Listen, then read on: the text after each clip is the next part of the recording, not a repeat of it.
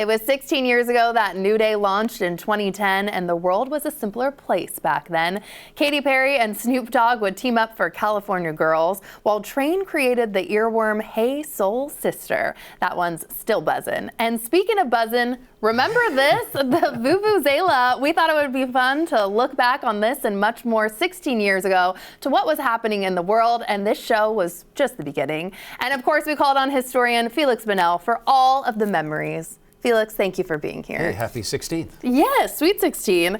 First, I want to talk about 2010, when the show started. You've done the research, so I feel like we should start nationally. Lingering recovery from 2008 to 2009, the Great Recession. Yeah, 2008, Washington Mutual Bank failed, the largest bank failure in the history of the United States, right here in little old Seattle. So in 2010, we were still kind of trying to shake that off and bounce back. And we weren't quite there yet. It was still pretty rough years here for the economy back in 2010. Yeah. Definitely. And you said that looking at, the segment that we did with Darcy, the beginning of that gave a little nugget of that. I think Margaret said something like, nobody's really buying new clothes right now, so how do we freshen up? We accessorize with scarves. So it was sort of a, not quite the Great Depression of the 1930s, but it was the Great Recession. People were trying to be creative. And thank goodness, New Day was here to help people in their hour of need, as you have been now for 16 years. Exactly. Thank you.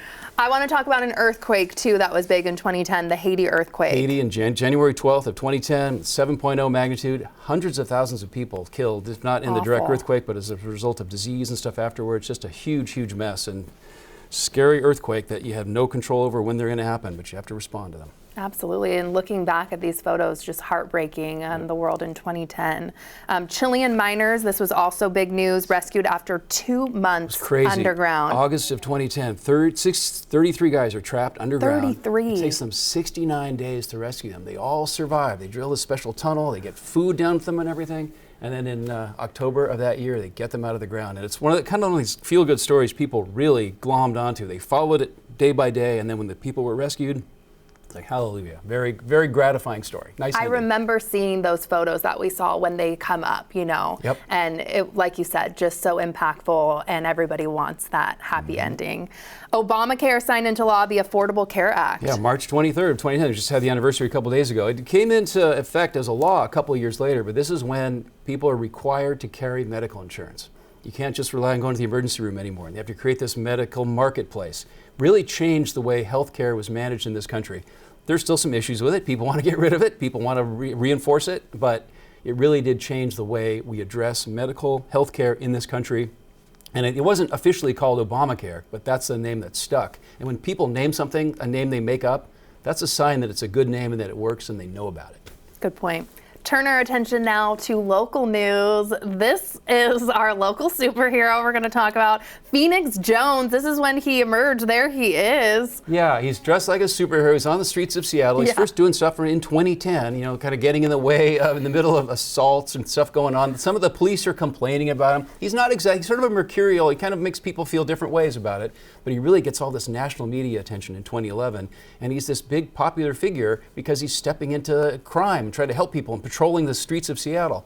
And not unlike the Chilean miners, there's a fantasy with this. People think like, oh good, in spite of all the problems we have, the Great Recession, there's this superhero now protecting us on the streets.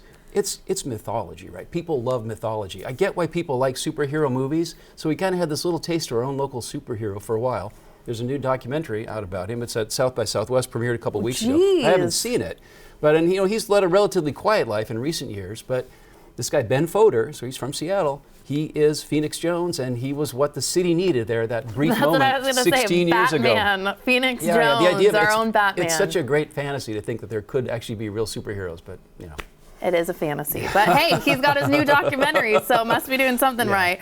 Winter Olympics in Vancouver, BC. This was also going on. American skier Bodie Miller. Yeah, he won a gold, a silver, and a bronze. Canadians won like 14 gold medals. Americans won 9.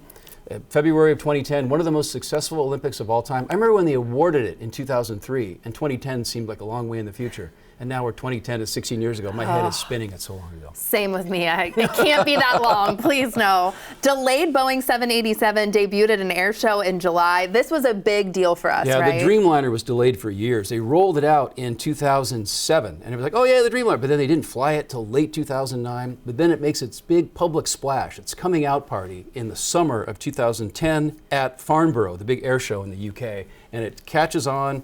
Starts flying for the public in 2011. It goes into airliner service. And Boeing did something different. They did all the pieces elsewhere and tried to assemble it in one place. It worked. Sometimes it didn't work. They learned a lot from it. And it's I've flown on it a few times. Very comfortable airplane. Very nice experience. Ooh, and of course, the Barefoot Bandit. Everyone was talking about him. Yes. He was arrested. Colton Harris Moore. What can you tell us about this? Kid born in 1991. They think he stole something like 100 planes and cars and other vehicles. Oftentimes he'd be barefoot, so he'd leave footprints behind. They called him the Barefoot Bandit. Eventually he's captured in the Bahamas after stealing an airplane in Indiana and flying it all the way to the Bahamas. Grew up on Camino Island, so he's a local guy. Eventually went to prison because he was captured in July of 2010. He's out now. It's been very quiet. Haven't heard much from him. But, you know, he's one of these kind of a divisive figure. Some people say, oh, you're glorifying a criminal. But he's also a folk hero because he would leave contributions, you know, to support animal shelters and stuff. It's sort of one of these people glom onto mythology, whether it's Phoenix Jones or the Barefoot Bandit. This is something that people they could really kind of fantasize about and feel good about, even though he was a criminal. Yep. And some trends I want to talk about. Paddleboarding went mainstream. Have you tried this? I love paddleboarding. I've never done it. I don't get it. Well, stand up and I can barely stand up straight in a TV studio, let alone on a floating piece of wood. Okay, well then how about the year of the flash mob? Let's listen into some Thriller coming. Have you ever been in a